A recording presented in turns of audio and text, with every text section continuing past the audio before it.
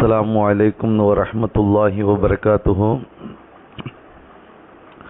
الحمد لله رب العالمين والصلاة والسلام على سيدنا محمد وآله وصحبه أجمعين. عن عبد الله بن مسعود رضي الله تعالى عنه قال قال رسول الله صلى الله عليه وسلم طلب الحلال فريضة بعد الفريضة. ரவாஹு தபரானி. சர்வ புகழும் புகழ்ச்சியும் இவ்வுலகை படைத்து பரிபாலித்து கொண்டிருக்கக்கூடிய எல்லாமல்ல அல்லாஹ்விற்கு. அண்ணலம் பெருமானார் ஸல்லல்லாஹு அலைஹி வஸல்லம் அவர்கள் கடமையான காரியங்களுக்கு பின் இன்னொரு கடமை என்ன அப்படிங்கிறத இவ்வாறு குறிப்பிட்டு காட்டுவாங்க. அப்துல்லாஹ் இப்னு மஸ்ஊத் ரலியல்லாஹு தஆலா அறிவிக்கக்கூடிய இந்த ஹதீஸ் தபரானி என்ற நூலில் பதிவு செய்யப்பட்டிருக்கின்றது. தலபுல் ஹலாலி ஃபரீலத்தும் பஅதல் ஃபரீலா. ஹலாலான சம்பாத்தியத்தை தேடுவது கடமைக்கு பின் இன்னொரு கடமையாகும் அப்படிங்கிறத நபிகள் நாயகம் ஸல்லல்லாஹு அலைஹி வஸல்லம் அவர்கள் கூறக்கூடிய இந்த செய்தியை நம்ம பார்க்குறோம். ஒரு முஃமினை பொறுத்தவரை ஹலால் ஹராமில் அதிக கவனம் செலுத்த வேண்டும் அப்படிங்கிறது ஒரு முக்கிய அம்சமாகவும், ஹலால் ஹராமில் பேணுதல் இல்லாத ஒருவர் தன்னை ஹலால் ஹராமில் இரையச்சம் உள்ளவர் என்று சொன்னால் அதை ஏற்க முடியாது. அதாவது ஹலால் ஹராமில் பேணுதல் இல்லாத ஒருவர் தன்னை இரையச்சம் உள்ளவர் என்று சொன்னால் அதை ஏற்க முடியாது. காரணம் என்ன? இறையச்சத்தின் முதல் அளவுகோலே ஹலால் ஹராமை பேணி வாழ்வது தான் அப்படிங்கிறத நாம் ஹதீஸின் மூலமாக அறிய முடிகின்றது.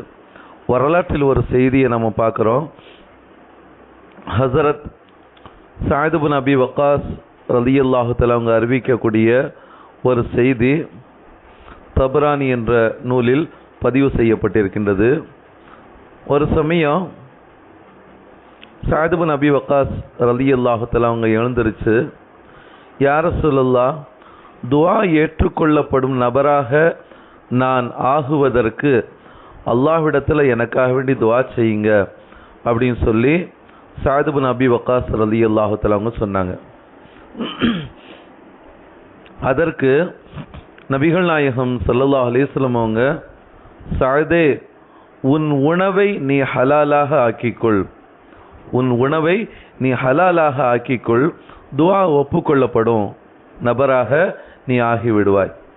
துஆ ஒப்புக்கொள்ளப்படக்கூடிய ஒரு நபராக நீ என்ன செய்வாய்? ஆகிவிடுவாய் என்று நபிகள் நாயகம் ஸல்லல்லாஹு அலைஹி வஸல்லம் அவங்க கூறிட்டு அடுத்து சொன்னாங்க, அல்லாஹ்வின் மீது சத்தியமாக ஒரு அடியான் ஹராமான ஒரு பிடி உணவை தன் வயிற்றுக்குள் செலுத்திவிட்டால் அவரிடமிருந்து 40 நாட்களுடைய அமல்கள் ஏற்றுக்கொள்ளப்படாது. எவருடைய உடம்பு ஹராமினாலும் வட்டியினாலும் வளர்கிறதோ அது நரகத்திற்கே உரியது என்பதாக நபிகள் நாயகம் ஸல்லல்லாஹு அலைஹி வஸல்லம் அவர்கள் கூறக்கூடிய இந்த ஹதீஸ் தபரானி என்ற நூலிலும் பதிவு செய்யப்பட்டிருக்கின்றது. நபிகள் நாயகம் ஸல்லல்லாஹு அலைஹி வஸல்லம் அவர்களுடைய இந்த உபதேசத்திற்கு பிறகு சஅத் இப்னு அபி வக்காஸ் ரலியல்லாஹு தஆலா அன்ஹு அவர்களுடைய அந்த பேணிக்கை, அதாவது உணவுல எந்த அளவுக்கு இருந்தாங்கன்னா, உணவில் தூய்மையானவற்றையே கடைபிடிக்கக்கூடியவர்களாக இருந்தார்கள் என்றால், அதற்கு பின் அவர்கள் எந்த அளவுக்கு ஒரு பேணிக்கையுடன் இருந்தாங்கன்னா, ஹலாலான உணவை மட்டுமே உண்டு வந்தார்கள். அப்படி இருக்கக்கூடிய ஒரு தருணத்தில் அவர்கள் வீட்டில் ஆடு ஒன்று இருந்துச்சு. சஅத் இப்னு அபி வக்காஸ் ரலியல்லாஹு தஆலா அவங்களுடைய வீட்டில் ஒரு ஆடு ஒன்று இருந்துச்சு. அந்த ஆட்டின் பாலை தான் என்ன செய்வாங்க, அவங்க வீட்டில் உள்ளவங்க எல்லாரும் என்ன செய்வாங்க, குடிப்பாங்க. ஒரு நாள் அந்த ஆடு அண்டை வீட்டுக்காரரின் நிலத்தில் என்ன செய்கின்றது, அனுமதியின்றி நுழைந்து அங்கிருந்த புற்களை மேய்ந்து விட்டது.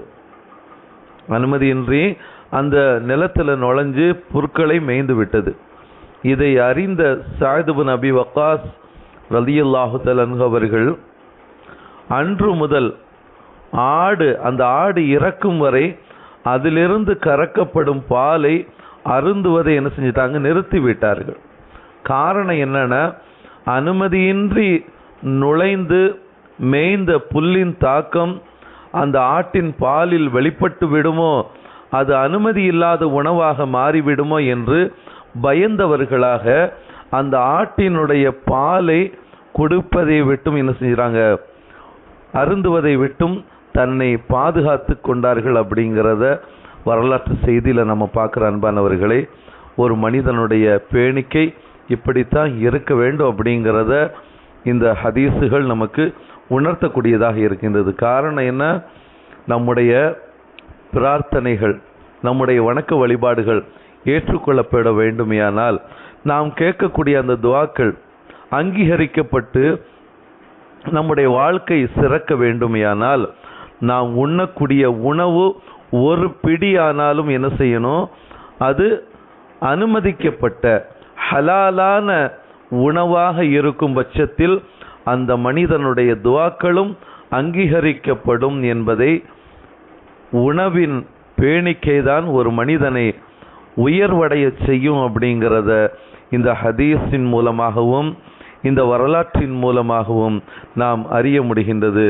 எல்லாம் வல்ல அல்லாஹ் அத்தகைய உயர்வான மனிதர்களாக நம்மை ஆக்கி நாம் உண்ணக்கூடிய உணவில் மிகவும் பேணிக்கையுடையவர்களாக ஹலால் ஹராமை பேணி பாதுகாத்து நாம் செய்யக்கூடிய அமல் அல்லாஹ்விடத்தில் ஒப்புக்கொள்ளப்பட்டதாகவும் நாம் கேட்கக்கூடிய அந்த பிரார்த்தனை துஆக்கள் அங்கீகரிக்கப்பட்டு அதன் மூலமாக பல அருட்கொடைகளை, அல்லாஹ்வுடைய அருட்கொடைகளை பெற்று இன்பமான ஒரு வாழ்க்கை ஈருலகிலும் வாழ்வதற்கு வல்ல இறைவன் நம் அனைவருக்கும் கிருபை செய்வானாக. ஆமீன். வாஹிரு தஅவானா அனில் ஹம்துலில்லாஹி ரப்பில் ஆலமீன். அஸ்ஸலாமு அலைக்கும் வரஹ்மத்துல்லாஹி வபரகாத்துஹு.